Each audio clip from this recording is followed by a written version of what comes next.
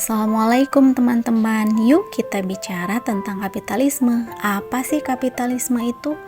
Dari segi akidah, kapitalisme dibangun berdasarkan ide pemisahan antara agama dengan kehidupan, atau yang lebih populer dengan istilah sekularisme. Kapitalisme masih mengakui eksistensi agama, tetapi agama tidak dibolehkan mengatur urusan kehidupan manusia. Agama hanya diberi otoritas untuk mengatur hubungan manusia dengan Tuhan saja, sedangkan dalam masalah kehidupan, manusialah yang berhak mengatur sendiri urusannya. Sebab ini merupakan urusan manusia dengan manusia, bukan urusan manusia dengan Tuhan. Karena akidahnya seperti ini, maka pandangan hidupnya menjadi pragmatis, yang melakukan dan meninggalkan sesuatu berdasarkan asas manfaat saja, yaitu pertimbangan untung dan rugi. Artinya, jika ada keuntungan maka akan dilakukan, tetapi kalau menyebabkan kerugian maka akan ditinggalkan. Inilah asas manfaat yang menjadi pandangan kapitalis. Agar pandangan tersebut bisa direalisasikan, orang-orang kapitalis menetapkan liberalisme atau kebebasan sebagai metodenya.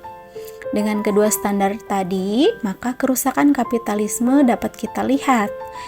Dari poin pertama yaitu dari segi kesesuaiannya dengan fitrah manusia, dapat dijelaskan bahwa manusia mempunyai fitrah beragama. Dengan fitrah tersebut, maka dia memerlukan zat yang maha agung, dan itulah Tuhan. Kebutuhan manusia pada Tuhan sesungguhnya tidak terbatas pada waktu ibadah saja, sebab di luar ibadah pun manusia tetap manusia yang mempunyai kelemahan, kekurangan, dan karena itu memerlukan zat yang maha agung. Kebutuhan manusia kepada zat yang maha agung ini merupakan fitrah atau yang disebut dengan gorijah tadayun.